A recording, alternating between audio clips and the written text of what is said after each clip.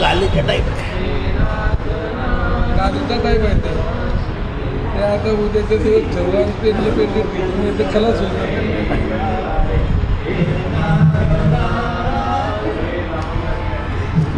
श्री कृष्ण गोविंद हरे मुरारी.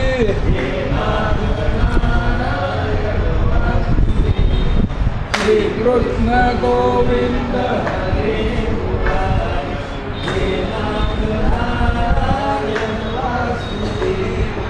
श्री कृष्ण गोविंद हरे मुरारी.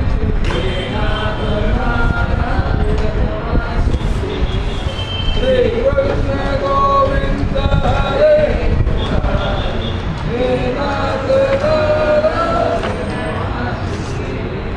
श्री कृष्ण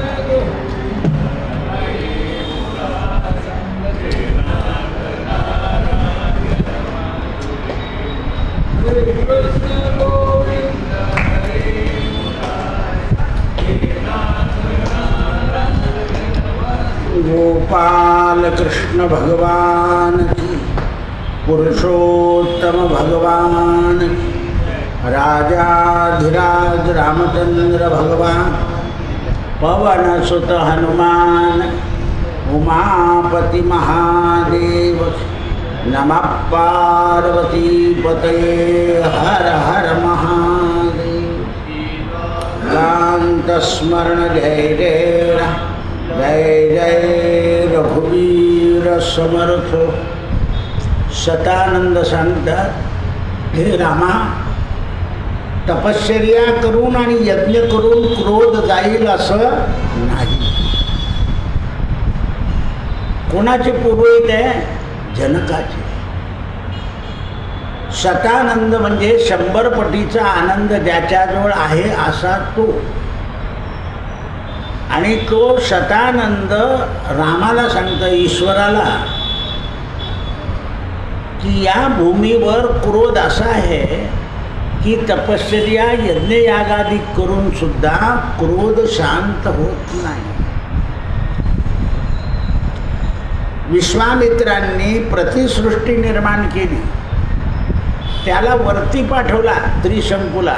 इंद्रानं त्याला लोटला, त्याचं डोकं खाली आणि पाय वरती. क्रोधी माणसाने केलेलं यज्ञ, या क्रिया आणि भक्ती ही सुद्धा उपयुक्त नाही. म्हणून संत सांगतात, क्रोधाधिक वर्जावे मनुजा. त्याला वर्ज करा, जेवढा करता येईल तेवढा. पण आता क्रोध म्हणजे उद्या आपण घरामध्ये मुलांना बोलताना क्रोध केला, तो क्रोध नाही. तो शिक्षणाकरता किंवा वळणाकरता केलेला क्रोध आहे. इथे घोटाळा करतात लोक. दुसऱ्याच्या नाशाकरता जो केला जातो तो क्रोध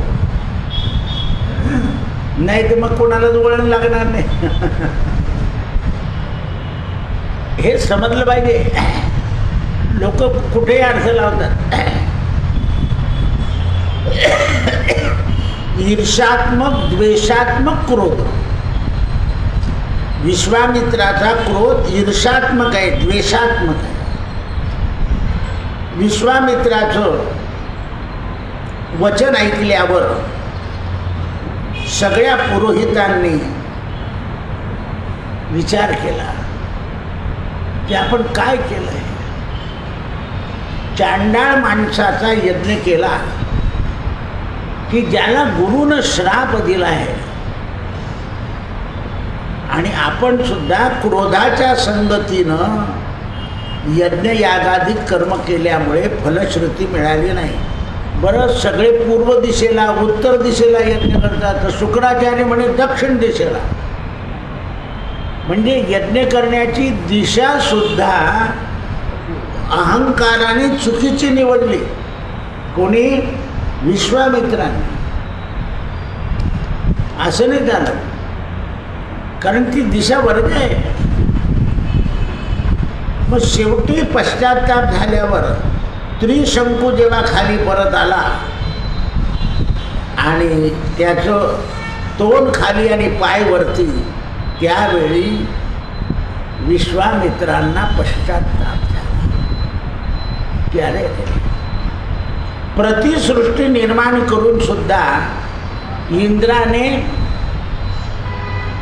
यांना स्थान दिलं. मग याला काय कारण आहे? तर क्रोध आहे. त्यावेळेला सगळे ब्रह्मऋषी यांनी दक्षिण दिशेचा त्याग करून उत्तर दिशेला पुष्करा तीर्थाच्या ठिकाणी यज्ञ करायला निघून गेले. ऋषी लोकांचा यज्ञ म्हणजे संयम आहे, तपश्चर्या आहे. क्षत्रियाचा यज्ञ म्हणजे अग्निमध्ये आहुती टाकून करणं आहे, आणि वैश्याचा यज्ञ म्हणजे दान आहे, आणि नौकर वर्गाचा यज्ञ म्हणजे सेवा आहे. सकाळच्या पोथीत पाहिलं आपण, तो शूद्र असून सुद्धा, श्रीमंत असून सुद्धा सेवा करीत होता. सेवा हा यज्ञ आहे. सेवा हा यज्ञ चारही वर्णाला आहे. कारण सेवा घरापासून सुरू होते. कोणापासून सुरू होते गुरुजी? कोण? हा, सेवा सुद्धा यज्ञ आहे. म्हणून त्यावेळेस महायशस्वी मुनी क्रोधाने कलुषित झाले आणि आकाशामध्ये दुसरे सप्तऋषी स्थापन करून सुद्धा आपल्याला यश मिळालं नाही. म्हणून विश्वामित्रांच्या जवळ विनय आला. हा विनय आहे. म्हणून शुक्ल पक्षाच्या चतुर्थीचं नाव काय आहे? विनायकी चतुर्थी. विनय येणं महत्त्वाचं आहे. कालच आपल्या मुंबईच्या गणपतीच्या पादुका स्थापन झाल्या, मूर्ती करायला सुरुवात झाली कालपासून. हो, लालबागचा गणपती पहिल्यांदा पाय तयार होतात, मग डोकं तयार होतं. 2 महिने लागतात मूर्ती करायला. पण त्या पादुका तयार झालं, इतके लोक दर्शनाला होते. मुंबईकरांचं दैवत म्हणजे गणपतीच आहे. विनायक हे महाभाग त्रिशंकूला गुरुचा श्राप असल्यामुळे पुण्य नष्ट झालं. त्यावेळेस सगळ्या ऋषीमुनींनी, कौशिकांनी, देवतागणांनी राजाला आशीर्वाद दिला, जा तुझं कल्याण हो. विश्वामित्राला विनय आला आणि त्याचा चांडाळपणा नष्ट झाला. आई सुद्धा आपल्या मुलाला जर ऐकत नसेल तर चांडाळ म्हणून टाकते. काय चांडाळ आहे? काहीच ऐकत नाही. म्हणजे चांडाळ शब्द आईच्या मुखातून, गुरुच्या मुखातून उपद्रवाने बाहेर पडतो. कारण उपद्रव केलेला असतो शिष्याने अथवा पुत्राने अथवा कन्येने. उपद्रव देणारी मुलगी आहे ना. आता मी तुम्हाला किती वेळा सांगितलं, हे लग्न करतात लोक, केल्यानंतर त्या घरातले मुलाकडचे लोक त्या मुलीला घेते का आपली, तिला किंमतच देत नाही शेवटपर्यंत. कारण ते विरुद्ध झालेलं असतं. तिला मदतीला येणार नाही, अमुक करणार नाही, ढमुक करणार नाही शेवटपर्यंत. मग शेवटी तो मुलगा सुद्धा विरोधी जातो, तोही येत नाही. तूही नको असं होतं.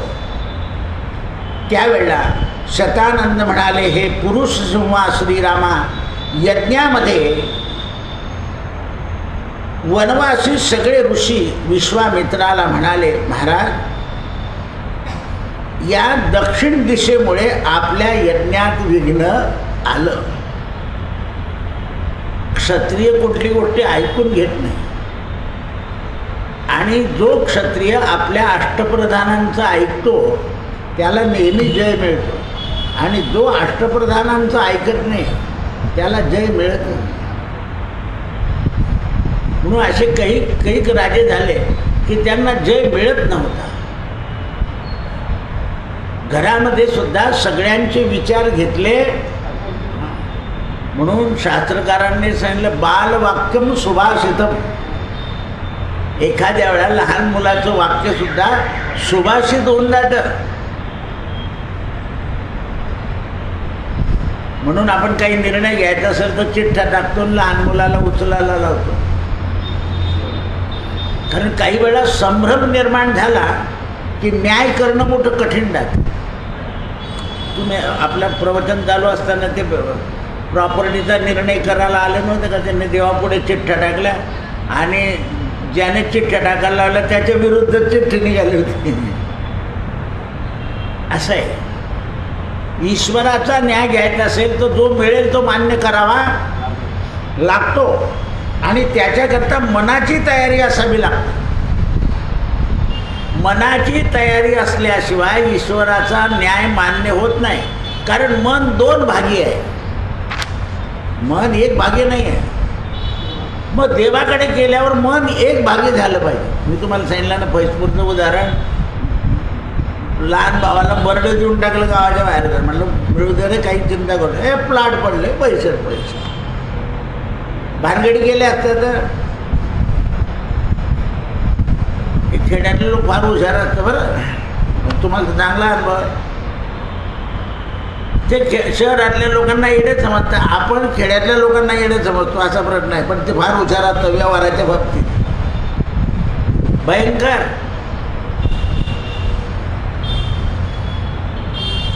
म्हणून ते म्हणतात सुखपूर्वक तपस्या केली तरच सुख मिळेल, विश्वामित्रांना सांगितलं. म्हणून आम्ही आता पुष्प क्षेत्रावर जातो आणि कोणत्या क्षत्रियाचं काही अन्न खाणार नाही. कारण आता याचं अन्न खाल्ल्यावर काय, चांडाळाचं अन्न खाल्लं. आम्ही उद्यापासून फलमूलावर तपश्चर्या करू. रामाने फलमूलन त्यागीन केलं होतं. वनवासात जेव्हा गेले, फलमूल त्यागीन जय जय राम, फलमूलाचा सुद्धा त्याग केला होता. म्हणून ईश्वरानं राम अवतारात जी तपश्चर्या केली ती अवर्णनीय आहे. अहो, राज्य झाल्यावर सुद्धा 6 महिन्यात तर सीतावनात गेली, परत खाली झोपावं लागलं. तिथे खाली झोपले आणि लवकुश येईपर्यंत खाली झोपले आणि लवकुशाने रामायण घ्यायला सीता परत आली, जमिनीत गेली, परत खाली झोपले. तपश्चर्या. बरं, चारही भाऊ, बाकीचे 3ही भाऊ सुद्धा खाली झोपले. राम वनातून येईपर्यंत भरत जमिनीवर झोपत होता. सीता वनात गेल्यावर राम जमिनीवर झोपायला लागल्यावर 4ही भाऊ रामाच्या जवळ खाली झोपायला लागले. रामायण फार सुंदर आहे. आनंद रामायचं वर्णन आहे. रामाच्या इथे नौकर काढूनच टाकले सेवेतल्या भरताने. एकही नौकर नाही, आम्हीच नौकर. कारण काय, भरत, लक्ष्मण आणि शत्रुघ्न हे देवाचे आयुध होते. आयुध देवाला सोडून राहतील का? हे झालं अध्यात्म रामायण. आम्ही रामाच्या सेवेत राहू, हे झालं भावार्थ रामायण. आणि आयुध आणि राम वेगळं नाही, हे झालं तत्वार्थ रामायण.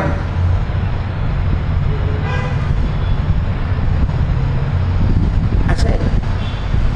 शरीरापासून एक हात बाजूला गेला तर काय होईल? व्यंग. म्हणून दोन्ही हात उपयोगाचेच आहे. याला तो मदत करतो, त्याला तो मदत करतो.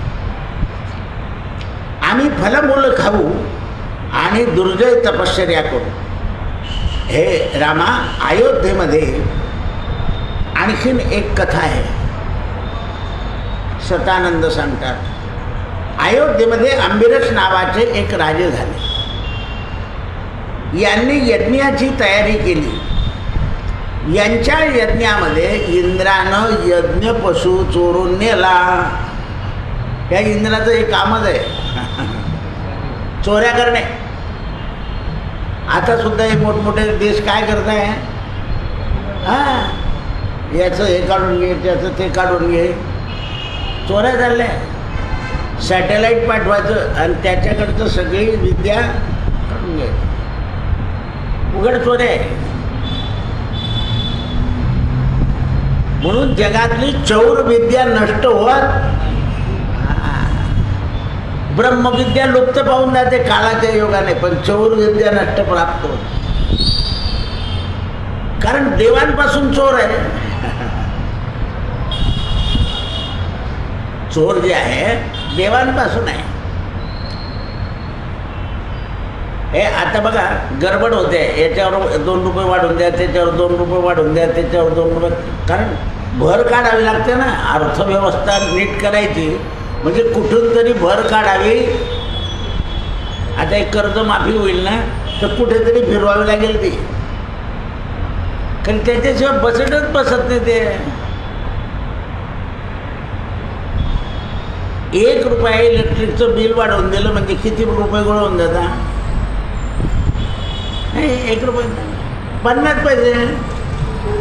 एका युनिटला जर 50 पैसे वाढले तर रोज जळगाव शहरात किती युनिट वाढतात? त्या असंच गणित बसवावं लागतं. आपले वायस महाजन होते ना प्राध्यापक, यांना एकदा अमेरिकेने नेलं होतं भारतातून, आणि अमेरिकेच्या अर्थव्यवस्थेमध्ये त्यांनी लक्ष घातलं होतं. पण तरी एवढा हुशार माणूस मंत्री केला नाही त्या काळात.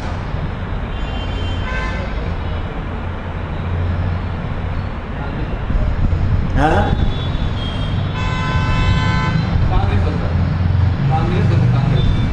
नाही हुशार होते. असं आहे, प्रभुत्व कमी पडत होतं पण हुशार होतं. अर्थव्यवस्था काही लोकांचं प्रभुत्व कमी पडतं, पण ती जी अंग हुशारी आहे ती खूप कठीण असते. म्हणून यज्ञामध्ये इंद्रानं पशु चोरून नेला आणि पशु चोरीला गेलं हे पुरोहितांनी राजाला सांगितलं. मग आता पशु चोरी गेला तर यज्ञ कसा होईल? हे राजा, पशु आल्याशिवाय आम्हाला यज्ञ करता येणार नाही. म्हणून हे नरेश्वरा, पशुची रक्षा करणं अत्यंत. बरं, आंबेश्वराचा सात्विक होते, कोण चोरून नेणार आहे? असं भगवत भक्त होते, कोण नेणार आहे आपलं? कारण दिग्विजय झाले होते, ते यज्ञ करायचं आहे म्हणून करत होते. पण बरेच लोक म्हणतात आपण तो आपल्याची कोणाची भानगड नाही, आपलं लग्न कोण म्हणणार आहे? पण नेमकं लग्नाच्या दिवशी निरोप येतो की तुमच्याकडचं लग्न कॅन्सल, कारण कोणीतरी काहीतरी सांगितलं. आपल्याला वाटत नाही, पण केव्हा न केव्हा असे विघ्न येतात.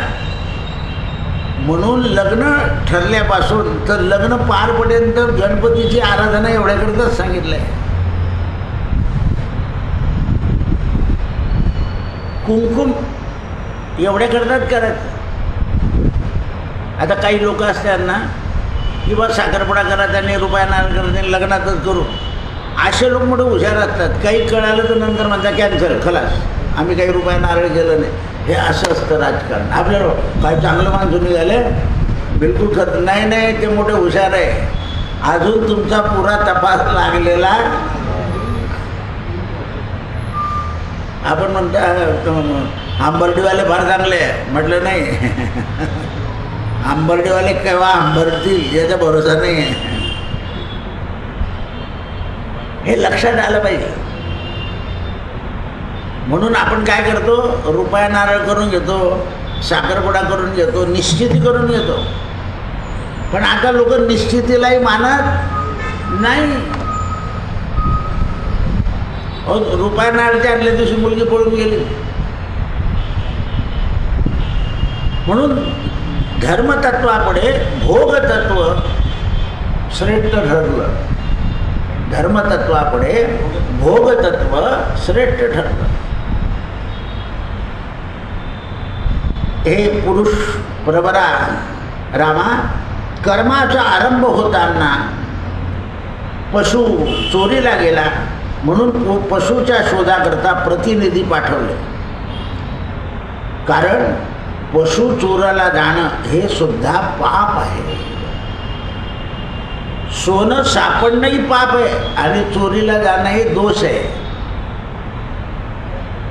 कारण सोनं दिसलं की माणसाची काय फिरते? बुद्धी.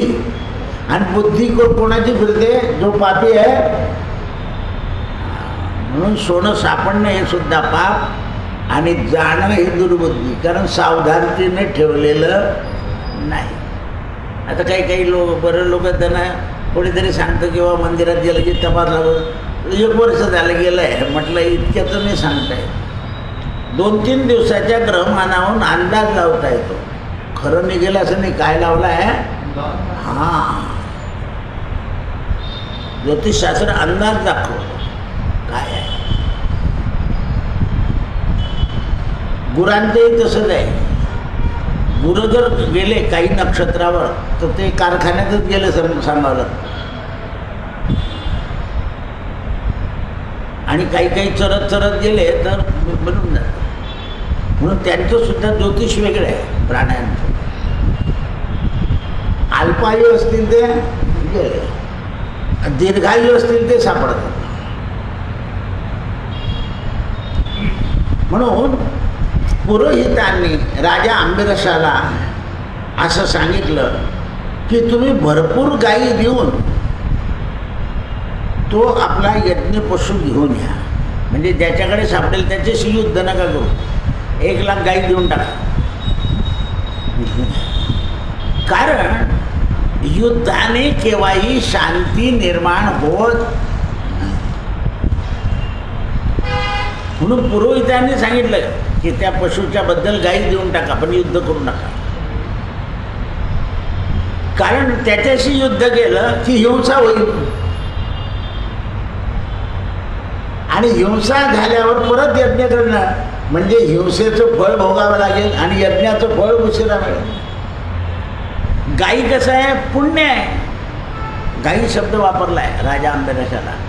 गायी कोणाला दिल्या तर त्याचं फळ चांगलं आहे. म्हणून पूर्वी लोक गरीब माणसाला गाय रे दारापुढे बांधत जाय, खात जाय, दूध खात जाय, खेत विकत जा. कारण हे पशुधन जे आहे, बकऱ्यासुद्धा धन आहे. ते प्राण्यांचा तुम्ही दुरुपयोग करतात, पण त्याच्यापासून दूध मिळतं गरिबांना आणि खत. एक दिवस जर शेतामध्ये बसवले त्यांना रात्रभर तर बागोली करतात, खतही टाकतात, मूत्रही टाकतात आणि खत उत्पन्न वाढतं. 10,000 हजार रुपये 100 बकऱ्या असल्या तर एका रात्रीचे. मग या शेतातून त्या शेतात त्या. म्हणून तेही धन आहे. तमोगुणी आहे पण तरी धन आहे. म्हणून तुम्ही गायी देऊन टाका. हे रघुनंदना, विभिन्न देशात जनपद नगर पाहत गेले. पवित्र आश्रमामध्ये खोज घेतल्या. आंबिरस राजाला कळालं की भृगुतुंग पर्वतावर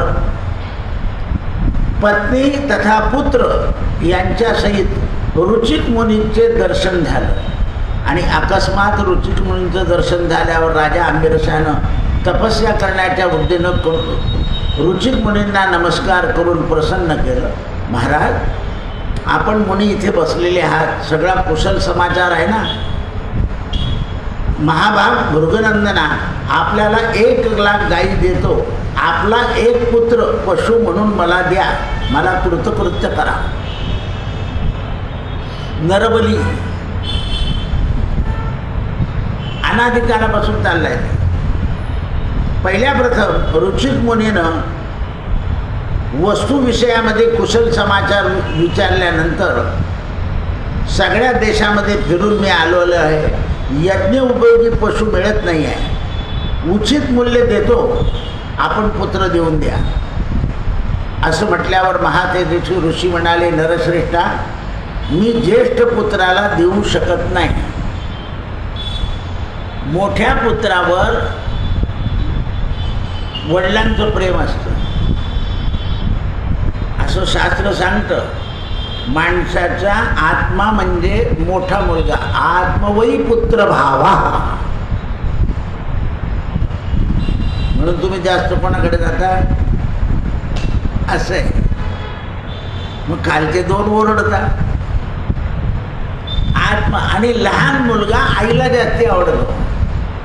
कारण सरता सरा हे असे गुण असतात. आता ज्यांना एकच आहे त्यांची मोठी पंचायत आहे. ते उदास आणि भगास आहे. ज्यांना एक आहे ना ते उदास आणि भगास. काय करून ते करून त्याचा सासरा भेटला तर फक्त प्रश्नच नाही, रडायला लागतं ते. म्हणून तो सासरवाडीला लवकर ये रे, जास्त दिवस राहू नको, बिघडून जाशील,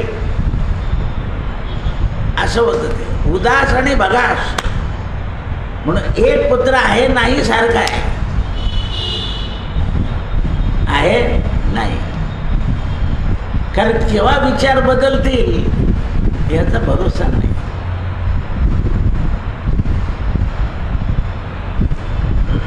आई बाप असं विचारतं बरं आमच्यासारख्याला, दादा हा होईल ना आम्हाला, कुंडली बिंडली पाहून या. त्याची सासू फार हुशार आहे, इथपर्यंत येतात लोक. असं नव्हतं पूर्वी लग्न, आता बोलतात हे झालंय. कारण मनामध्ये संशय पुत्रांबद्दल निर्माण म्हणून साहजिक आहे. हे नरश्रेष्ठा, रामा पत्नीने असं सांगितल्यावर शूनपेक्ष स्वयं म्हणाला, राजपुत्र, पित्याला ज्येष्ठ मातेला कनिष्ठ पुत्र देता येत नाही, मग मधल्याला देऊन टाका. महाभाऊ रघुनंदना ब्रह्मवादी पुत्र अंबिरस राजा प्रसन्न झाले आणि 1 करोड सुवर्णमुद्रा 1,00,000 गायी आणि दिल्या आणि शयन पशु घेतला. आणि शतानंद म्हणाले, हे नरश्रेष्ठा रघुनंदना, महायशस्वी राजा अंबिरस श्वेन पशुला बरोबर घेऊन दुपारच्या समयी पुष्कर तीर्थावर विश्राम करायला आला. म्हणून सगळे जे यज्ञ केले ते पुष्कर तीर्थावर केले.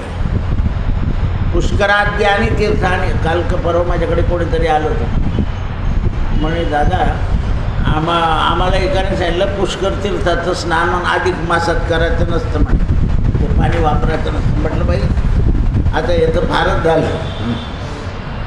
ज्याने सांगितलं त्यालाच विचारा, तुम्ही काही बोलत नाही. कारण मी अधिक मासामध्ये तीर्थाची निंदा करणं किंवा हे पापच आहे. कोणत्याही तीर्थाबद्दल अपशब्द बोलणं पापच आहे ना. एवढा पुरुषोत्तम मास आहे. या मासामध्ये सगळं भूमीवरचं जल हे पवित्र आहे. आपली काफीसुद्धा. आज कोणीतरी मला विचारून गेलं ना, मी रामेश्वरला जातो, म्हटलं जाऊन या. असं आहे, हे लक्षात आलं पाहिजे. आपल्या नशिबाने नद्यांना वाहतं पाणी राहिलं नाही असे दिवस आहे. नाही तर आपली गिरणासुद्धा उन्हाळ्यामध्ये एवढं पाणी असतं, कोणत्याच गावाला कोरडं पडायचं नाही. शेवटी वैशाख आणि ज्येष्ठामध्ये पाणी जायचं तर शेवड्या कराव्या लागायच्या, खालची वाळू काढून. लोक लाकडाचा खोका टाकायचा 4 बाजूने आणि पाणी भरायचं. असं टँकर आणावं लागत नव्हतं. म्हणून महायशस्वी राजा अंबिरसानं रामा जेव्हा विश्राम केला त्यावेळी आता तो सेन पशु पुष्करमध्ये आल्यावर सगळे ऋषी तपश्चर्या करीत होते आणि त्या यज्ञामध्ये त्याने विश्वामित्राला पाहिलं आणि विश्वामित्र त्या ऋचुक ऋषीचा साला होता, म्हणजे त्या पुत्राचा मामा. मामा पाहिल्यावर तो मामाकडे चालला गेला, मामा माझं रक्षण करा. दोन्ही भावांना निघेल खलास संपलं. कारण मोठा पोरगा बापाला आवडतो, लहान मुलगा आईला आवडतो, मी कोणालाच आवडत नाही, म्हणून मला यज्ञाला देऊन टाकलं, माझं रक्षण करा. विश्वामित्रांना भाच्याचं प्रेम उत्पन्न झालं. पहा, यज्ञामध्ये स्नेह विघ्न आणतो, क्रोध विघ्न आणतो, असं आहे. म्हणून क्षत्रियाला यज्ञ करायची परवानगी लवकर देत नाही. पूर्वी हे यज्ञ व्हायचे ना तर ब्राह्मण स्वतः बसायचे आणि त्याचं फळ त्याला द्यायचं. कारण क्षत्रियाला डावं उजवं करावं लागतं. डावं उजवं केल्यामुळे त्याच्याजवळ पुण्यश्रेय राहत. म्हणून ज्या क्षत्रियाला यज्ञ करायचा असतो त्याला पहिल्या दिवशी हे डोक्यावरचे सगळे केस काढावे लागतात. नदीवर जावं लागतं, तिथं प्रायश्चित्त घ्यावं लागतं की मी यज्ञाला बसतो. यज्ञात करतो. हल्ली सगळे यज्ञाला पैसे दिले की बसतात. मग चटणी बी चालेल, हा चालते. काय म्हणजे मग कलियुगात यज्ञाला काही प्रमाणच राहिलं नाही. म्हणून भागवतामध्ये काय सांगितलं, वाघ यज्ञम करिष्यामि. म्हणून तर या संतांनी ज्ञानेश्वरी पारायण, तुकारामाचं गाथाचं पारायण, अमक्याचं पारायण हे ते केलं. वाघ यज्ञम करिष्यामि. पण त्याच्यात ते बाजार होऊन गेला, केवढं प्रकरण झालं. म्हणून अज्ञानानं केलेलं कोणतंही कर्म नीट होत. त्याच्याकरता सज्ञानच असावं लागतं. पण कलियुगामध्ये सज्ञानाला किंमत दिली जात नाही. अधिकाराला, सत्तेला आणि वित्त्याला. सत्ता आणि वित्त. जो 51,000 देईल तो पहिल्या कुंडावर बसून जाईल. नाही, ज्याची जशी श्रद्धा असेल त्याला तसं. म्हणून मामा माझं रक्षण करा. अत्यंत आतुर होऊन, दीन होऊन त्याने विषाद मुखानं, मी तहान भुकेला आहे, मला तुम्ही जवळ घ्या. म्हणून मामाने त्याला मांडीवर बसवलं आणि अभय दिलं. तू भिवू नको, तुझं रक्षण केल्याशिवाय राहणार नाही. कृष्णार्पणमस्तु. रामाय रामभद्राय रामचंद्राय वेदसे रघुनाथाय नाथाय सीतायाः पतये नमः. मनोजवं मारुततुल्यवेगं जितेन्द्रियं बुद्धिमतां वरिष्ठं वातात्मजं वानरयूथमुख्यं श्रीरामदूतं शरणं प्रपद्ये. कृष्णाय वासुदेवाय हरये परमात्मने क्लेशनाशाय गोविंदाय नमो नमः. गोविंदाय श्री गणेशाय नमः. लक्ष्मीमणे मत्प्रियकरा देवादिदेवा दामोदरा. तुम्ही विप्रसेवेचा सारा महिमा बरा कथिला. आता अधिक मासी निर्मळ कोडत्या दानाचे काय फळ. साध्य विवरणी सकळ मद दयाळा सांगावे. महाराज तुम्ही काल मला मासाच्या स्नानाचं फळ सांगितलं, ब्राह्मण पूजेचं फळ सांगितलं. आता मला दानाचं फळ सांगा. ते ऐकून वैकुंठनाथ म्हणे गे प्रिये लोकानुग्रहार्थ. तव प्रश्नाचे उत्तर समस्त सांगतो ऐक संक्षेपे. हे लक्ष्मी, तू लोकांवर अनुग्रह होण्याकरता हा प्रश्न केलेला आहे. तर या प्रश्नाचं उत्तर मी सांगतो, पण संक्षेपानं. जो कोणी अधिक मासात उत्तम सुपात्र विप्राप्रत यथाशक्ती. आता हे नुसतं ऐकायचं दिवस आहे बरं. हे मदान देता त्याचे मनोरथ पूर्ण. आता सोनारांनी असे मणी तयार केले छोटे छोटे की ते अर्धे खोटे ना अर्धे खरे. म्हणून या भानगडीत पडायचंच नाही. कलियुगामध्ये माणसाने जरी ठरवलं की खरं देऊ, ते चांदीचं किती प्रकरण वरती आलं, खोटी चांदी आहे असं होतं. हे मदान म्हणजे सुवर्णदान. त्याचे मनोरथ पुरती सुपात्र विप्रा देता सुवर्ण देवता सहतोषवे अन्न, आणि देवतांना तोषण्याकरता म्हणजे प्रसन्न करण्याकरता अन्न. जन्मावरी दारिद्र्य दारुण न बाधे कदा, सुवर्णदान आणि अन्नदान हे माणसाला दारिद्र्यता येऊ देत नाही. म्हणून आपल्याकडे सगळ्या दानापेक्षा अन्नदानाला जास्त महत्त्व दिलेलं आहे. पण आपण त्याच्यातही घोटाळा असा केला की आपण स्वतः करून घेत नाही, सगळं दुसरं उधळत. म्हणून कढी केली तर ती ॲसिडची कढी होते, पण ताकाची कढी होत नाही. सगळा कॉन्टॅक्ट देऊन टाका डोक्याला, कटकट नको आणि कोणाची वटवट बी नको. की तुमच्या लग्नात मी काम केलं, ते पोरं असे वेडे वाकडे असतात, फक्त कपडे घातले की चांगले दिसतात.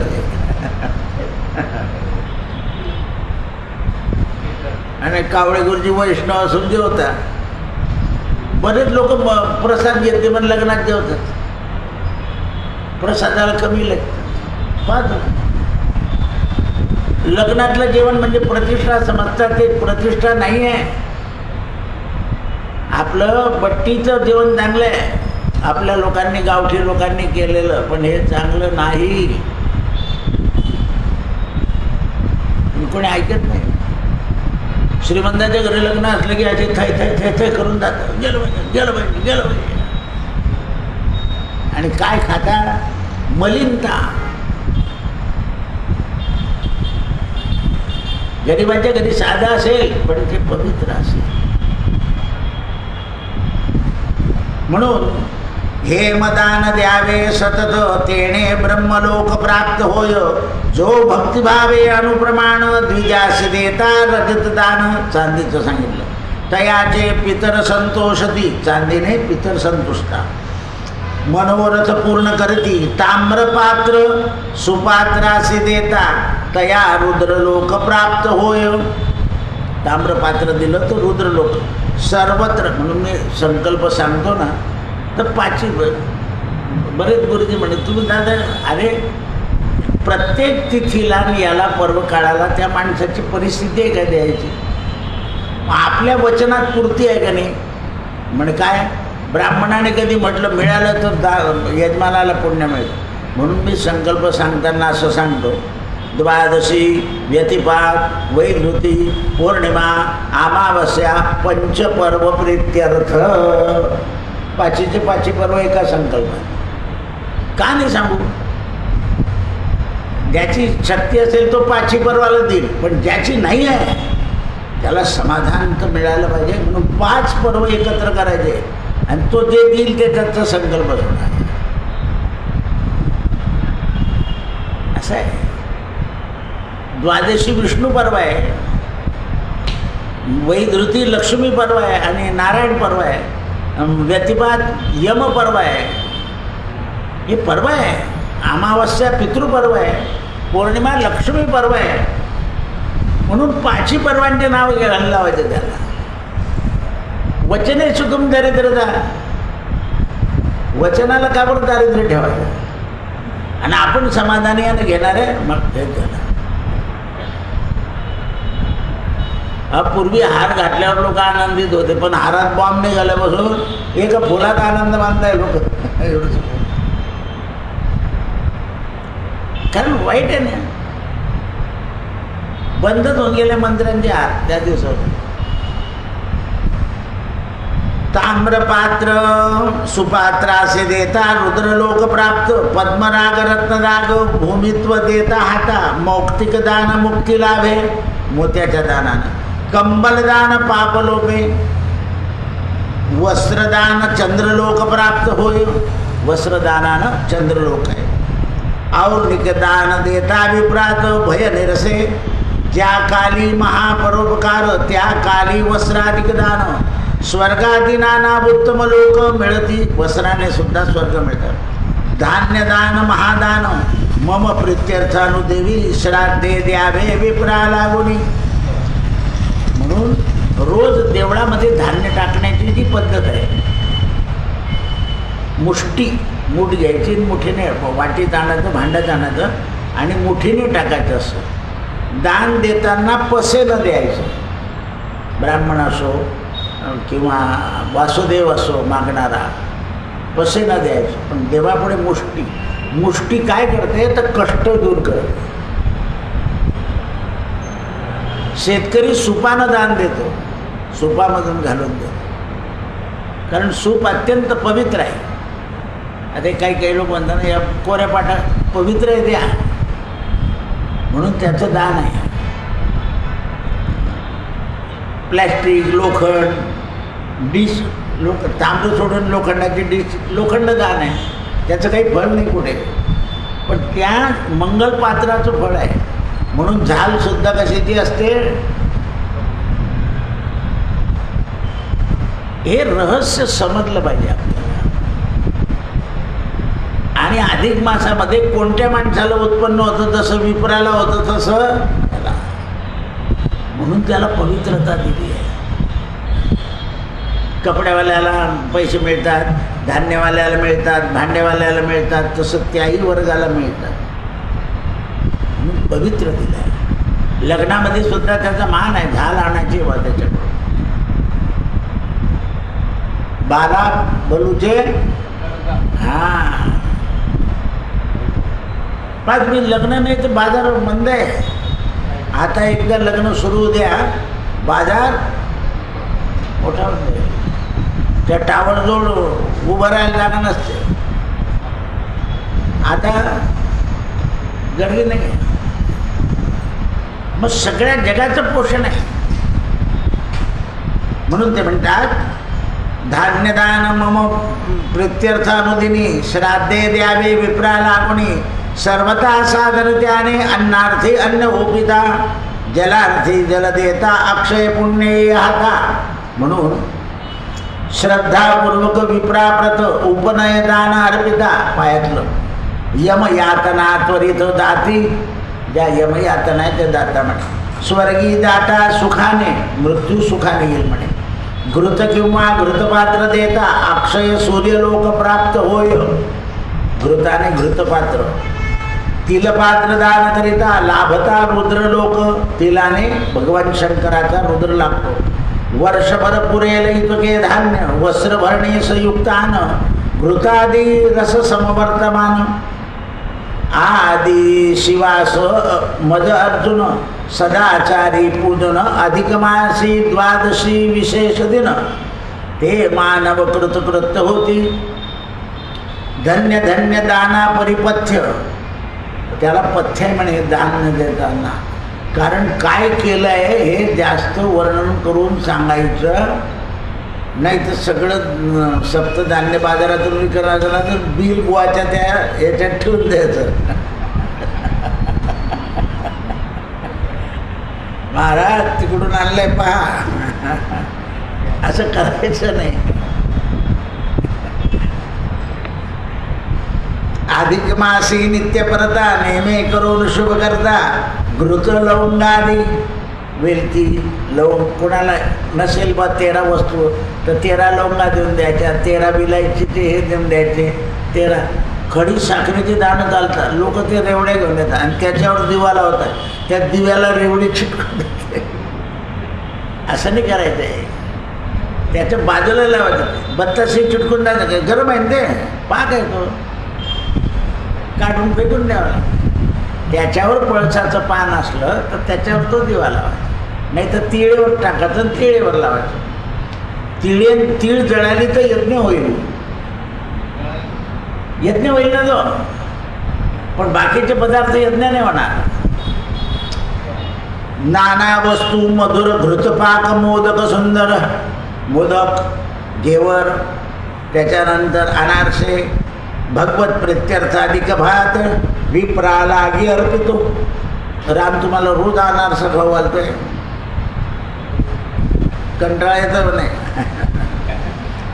उद्या एकादशी आहे त्यामुळे देता नाही येणार. आता जाऊ दे, आता द्यायचंच नाही अमावस्येपर्यंत. तैसे अंती मोक्षप्राप्ती, इंद्रे काय सांगू तुझं, दानाहून श्रेष्ठ काही नाही कर्म. पृथ्वी शुद्ध म्हणून सर्वत्र दानच करावे. निश्चित दाने देव वश होती. मग नराची काय स्थिती. दानाने देव वश होता म्हणे. दाने सुकीर्ती होय सर्वता. दानाने सुकीर्त. दाने सुख होय परतता. दाने धन्य धन्य पुत्र पौत्र. दानाने पुत्र पौत्र होता म्हणे. मिळती सुमित्र दानेची.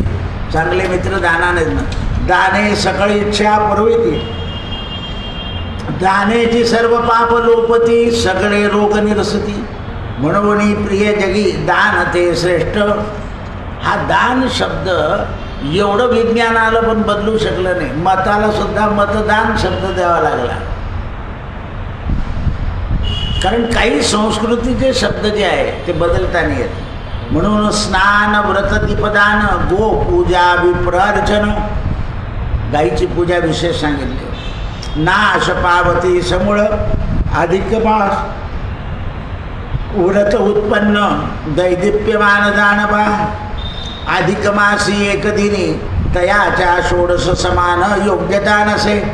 अधिक मासामध्ये एक दिवसाच्या पुण्याला किंवा स्नानाला दानाला गंगा गया काशी पुष्कर रेवा महिमा कुरुक्षेत्र यमुना चंद्रभागा पवित्र अस्ति सर्वदा. अधिक मासी सर्व नद्या सगळे जल विहिरीचं याचं ते पवित्र असतं म्हणे. जो वरी नाही अधिक मास तो वरी मेदनी पापे गर्जत यमयात नाही. पण जेव्हा अधिक मास आला तेव्हा सगळ्यांचं पुण्य कमी झालं. आणि अधिक मास ऐसे ऐकून चक्रपाणी लक्ष्मी म्हणे सिंधू नंदिनी. येतार्थ तुझ लागून एक इतिहास सांगतो. आणखीन एक इतिहास सांगतो म्हणे. पूर्वी अरुंधती गिरिजासुती यांचा संवाद चालला असता गिरिजा लागी वशिष्ठ कांता जोडोने हात विनवी तुसे. ही वशिष्ठाची अरुंधती पार्वतीला हात जोडून विचारते, अधिक मास निर्मळ काय करावे सांगा. ते ऐकून पार्वती म्हणे साधवी अरुंधी मा. अधिक मास तुझ प्रतिवृत्ती सांगते. एकदा मी पतीसहित बसले असता आनंदात मनमाता मना येऊन मज बोलू लागली. माझी आई मला येऊन बोलली म्हणे. काय म्हणे, मी तुला जन्म देऊन उपयोग झाला. एकाला दिली ती शंकराच्या डोक्यावर चालली गेली, जगाचा उद्धार करते, माझा काही करत नाही. दुसरी तुला जन्माला घातली, मला कोणी एक फूल वाहत नाही म्हणे. दोन मुली जगाला देऊन माझा उपयोग काय झाला, असं मेना म्हणाली हिमालयाची.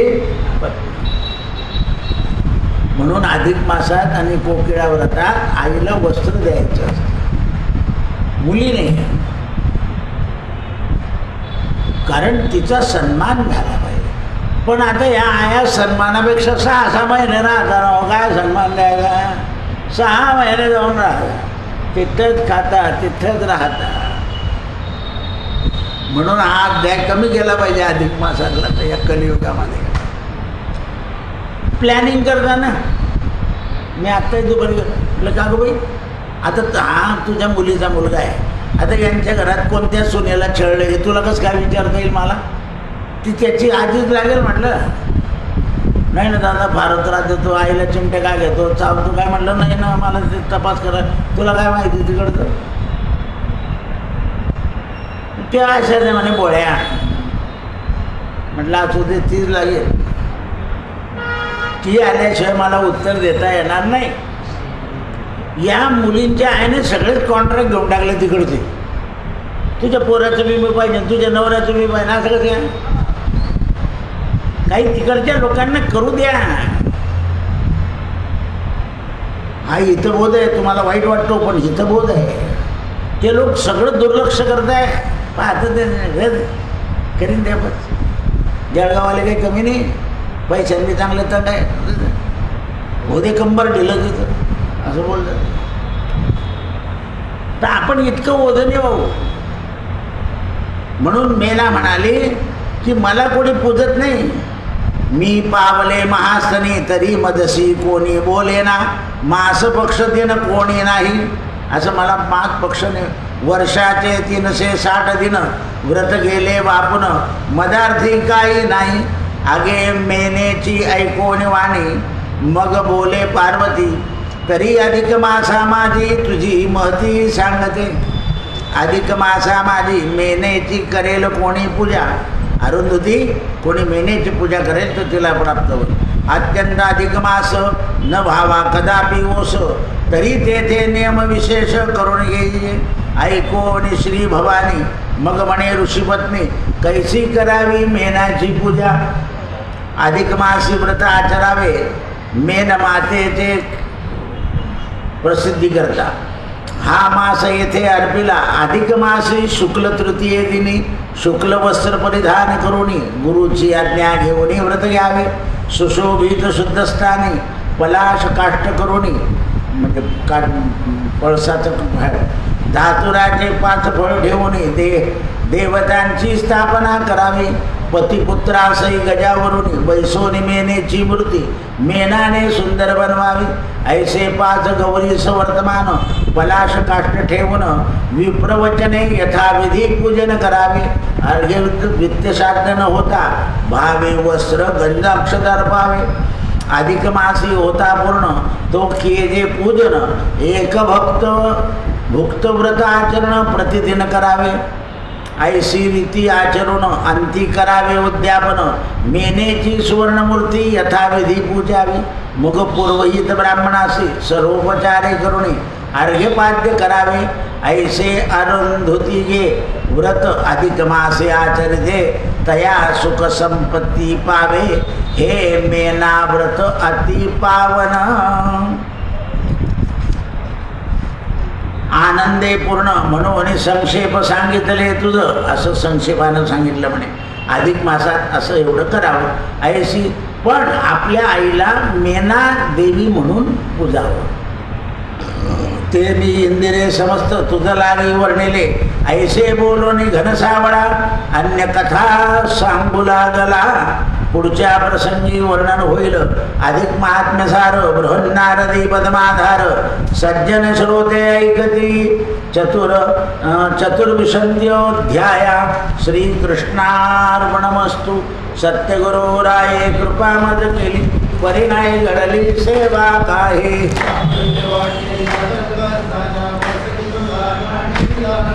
भोजना मागती तुप पावशेर